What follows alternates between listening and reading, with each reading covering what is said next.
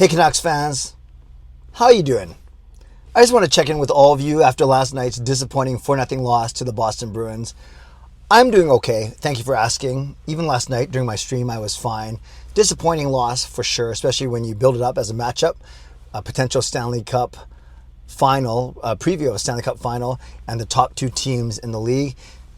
Regardless of the history with the Boston Bruins and 2011, which I actually didn't even bring up until after the game yesterday, recognizing it was an identical 4-0 score to Game 7 back in 2011. But I'm over it. Truly I am, as I mentioned on my live stream. I like to think that I have decent perspective. I don't get too high with the highs, don't get too low with the lows, and it comes with being a lifelong Canucks fan. And it's the only way that we're going to keep ourselves sane. And I like to think that if the Canucks were the team that won 4-0 yesterday, I would say great job, good job showing up against one of the other top teams in the league, but it's only one game out of 82.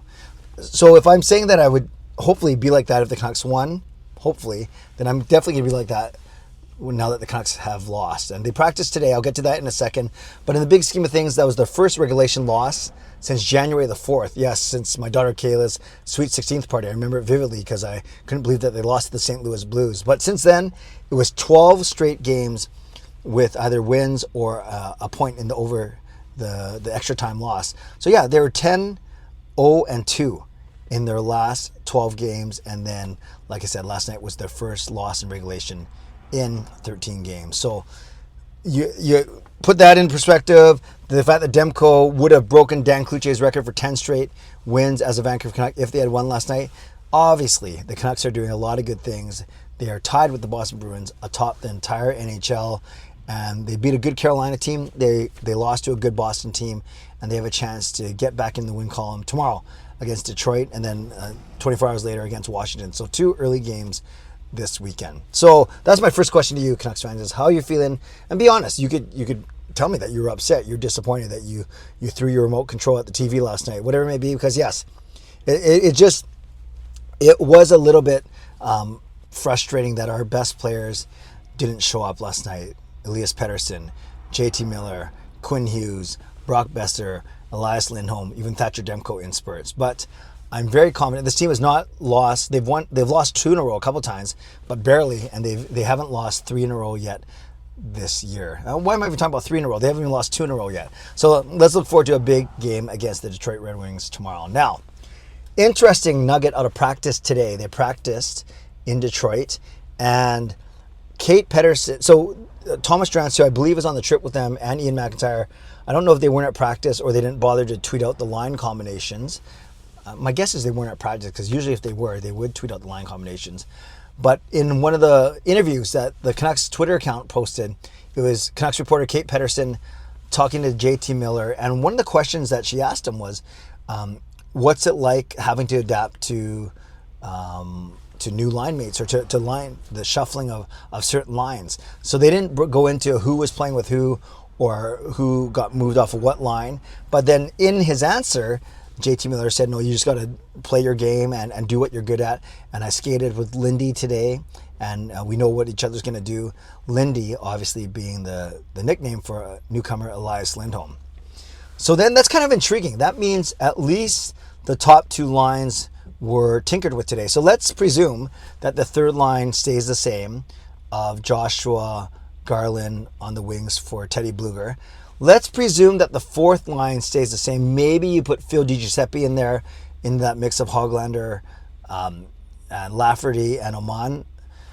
So maybe we're talking about only the top 2 lines, and especially if Miller and Lindy skated together. So then, I just call him Lindholm.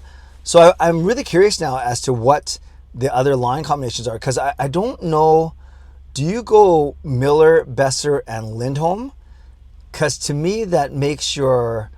No, that doesn't make sense, because now it's 2 right-handers in Besser and Lindholm on the same line. I doubt it. So I wonder if it was a simple swap of Besser and Lindholm, which is counterintuitive to everything I was saying last week since we got Elias Lindholm. I was saying that Miller and Besser would be one pair, Lindholm and Petey would be the other pair, and then you can put any wingers on the left wing, whether it's Mikheyev or Suter or Hoglander or whoever it may be. So my gut feeling is they simply swap the 2 right wingers, and now it's Miller, Lindholm, and Suter, and it's Petterson with Besser and Mikheyev, and Petterson and Besser have played together before. That would seem counterintuitive to everything I talked about, but seems to me the most practical change they could have made, unless they did something like I have a lot of time for bringing Niels Höglander up to the top six, moving Ilya Mikheyev down, whether it's the third line or fourth line, and I would love to see an all Swedish line of Pettersson, Lindholm, and Höglander. But if Miller played with Lindholm today, obviously that didn't happen. I guess the other thing that could have happened is one of Suter or Mikheyev was shipped down to the fourth line, and Höglander came up. So it could be Miller, Lindholm, and Höglander, and then PD, Besser, and one of Suter or Mikheyev. Or it could be PD, Besser, and Höglander, and then Miller, Lindholm, and one of Suter or Mikheyev.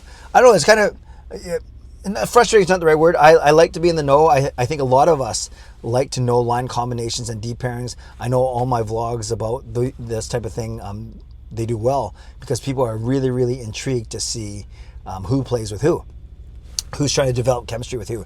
And sometimes it's all for naught. Sometimes the Canucks practice one way and then we find out they're just experimenting or they're just trying new things, and then they go and take the ice the next day and it's with the same old. But I doubt it. After a 4-0 drubbing, and I'm not really blaming the defense pairings on this. I'm blaming, obviously, you got to blame the power play for the first 2 goals, and then a fluky third goal for Boston, and then a poor coverage read by Elias Petterson on the 4th one. So, yeah, I don't really blame the D pairings at all. So you're not going to blame Juleson or Cole or Zadorov or even Myers or Hronek or even Hughes Hughes a little bit for last night's loss.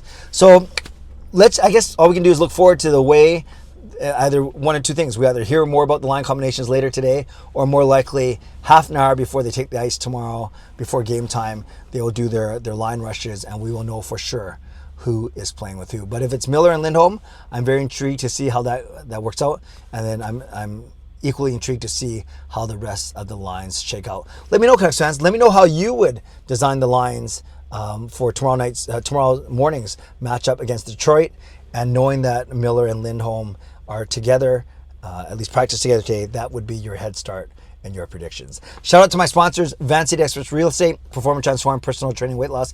Thank you, legendary Lucas Gates, legendary Carol Bovelander, legendary Andrew Chang for your support, and to franchise and Hall of Fame members as well, and to all of you for liking, subscribing, and for watching this video. So on your way out, subscribe, like the video, you can leave a donation or leave a tip, you can buy a membership, you can upgrade your membership, and definitely in the comments below, let me know what your ideal 4 lines look like.